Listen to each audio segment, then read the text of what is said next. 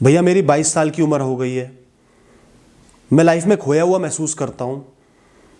अभी भी समझ में नहीं आ रहा कि कौन सा करियर चुनूँ। जो पढ़ाई की सो की, बहुत ज़्यादा कंफ्यूज्ड हूँ, कुछ कर नहीं पा रहा हूँ। बहुत सारी रिसर्च भी कर ली है तो भी कोई स्टेप नहीं ले पा रहा हूँ, मैं क्या करूँ।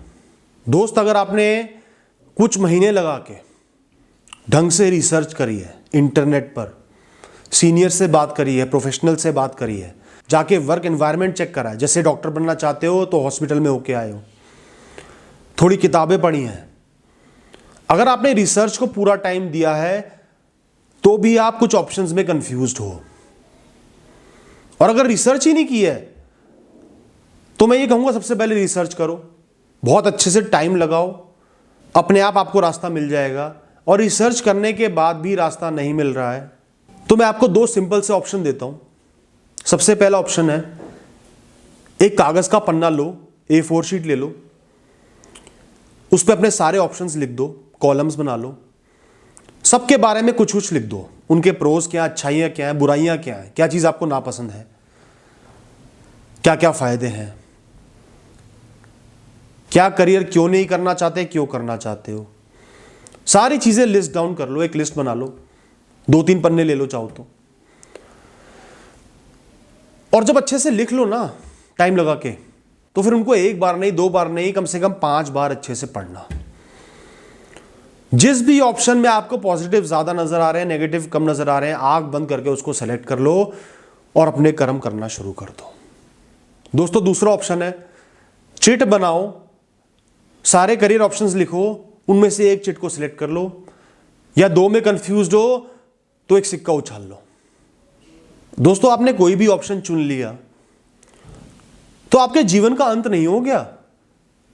आप कभी भी मुड़ के वापस आ सकते हो। अगर आपको कोई बहुत बड़ी गलती का एहसास हो जाए, कोई बहुत बड़ा रियलाइजेशन हो जाए, तो आप मुड़ के वापस आ सकते हो। इतनी टेंशन मत लो, पूरी रिसर्च कर चुके हो तो फैसला लेके आगे बढ़ो।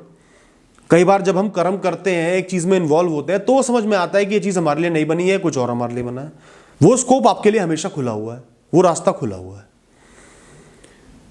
अगली बात यह है कि अगर आप कई ऑप्शंस में बहुत ज्यादा कंफ्यूज्ड हो पूरी रिसर्च करने के बाद, तो इसका मतलब यह है कि आप किसी एक को लेके बहुत ज्यादा पैशनेट नहीं हो।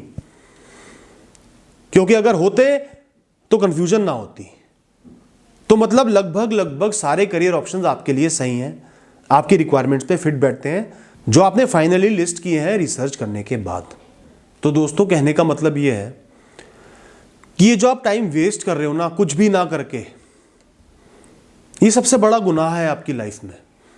ये आपको बर्बाद कर सकता है। कोई कम प्रेफरेंस वाला करियर चुनना आपको बर्बाद नहीं करेगा, वो आपकी लाइफ को एक डायरेक्शन दे देगा। मेहनत करोगे तो उसमें अचीव कर लोगे।